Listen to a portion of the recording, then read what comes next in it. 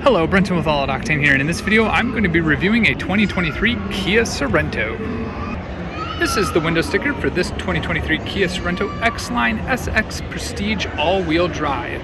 It is topping out at $45,850.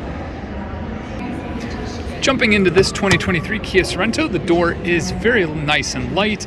The Sorento does light up on the door sill for you as you enter in. It does have a nice Bose sound system on this particular model. Driver set 1 and 2, which is a fantastic feature to have. Nice door pull. It does feel pretty light, but the buttons themselves do feel quite strong. That is a very confidence-inspiring feeling. Overall, the aesthetic and materials are of good quality. Great leather seating as well as power adjustable seats greet you when you jump in. A few driver set controls here on the left hand side, as well as climate vents will keep you warm or cool depending on the weather. At 6'4", I've adjusted the seat to my liking and I am very comfortable. The seats are comfortable and do hold you in quite well. The paddle shifters do have a great feel. The steering wheel buttons are also very solid. A digital gauge cluster greets you for all of your engine information. We also have an infotainment system as well as the climate controls. In the center console, we do have a lot of charging capabilities. There is still the manual selection of the gears rather than a full digital electric push button selection. We do have a mode selector as well as 2 cup holders. Heating and cooled seating options are located here. In the center console, we can pull that open. It does have a tray that can be pulled out, but there are no charging ports in this particular center console. Up top is a full panoramic sunroof, moonroof. We do have the particular selections for that opening and closing right here. There are some lights as well as other buttons up top, and garage door 1, 2, and 3 on the rear view mirror. Pulling down the sunshade, we have a light here for that, as well as a sliding mirror to view.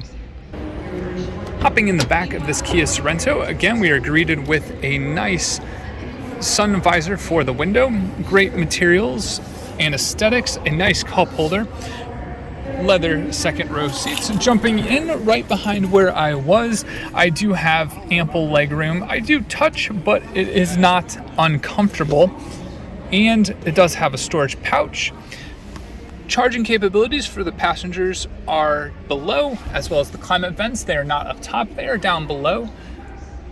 I do not see any climate controls, however, on these back here.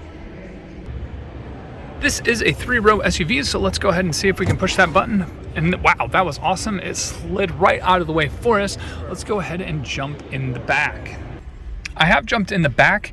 As you can see, I do have a lot of leg room. I'm not quite sure where that second row seat is in terms of if I'd be able to fit, but at 6'4", I am not squished, and that's kind of rare. There are some charging ports back here, as well as a cup holder, and same on the other side. So this is a 7-passenger SUV, 3-row, and that is actually a pretty interesting feature. Entry and exit is actually not too hard, even at 6'4", to get out of the Sorento. Let's go ahead and go to the rear, open up this hatch, and see if that will show us what kind of storage capacity we have. For a 3-row SUV, this is actually not too bad. We have hidden storage compartments right there. Doesn't appear to be any charging ports in the rear, but it does look like there is a speaker back here, which is part of the Bose sound system. If we pull this tab right here, that is going to give us the ability to take that 3rd row and slide it down so we can store a lot of different cargo that way. This is actually very large and quite helpful while still holding 4 passengers. A quick push of the button will take this tailgate and send it back down to closed. Overall, I actually like the Kia Sorento better than the Telluride simply for the price point of what you're getting. It's still 3 rows. It still gives you the capability of storage and cargo capacity as well as people capacity, but for a much lower price. What features are you sacrificing? It didn't seem like a whole lot to me, so I'm not really concerned there. And overall, I would pick this over the Telluride.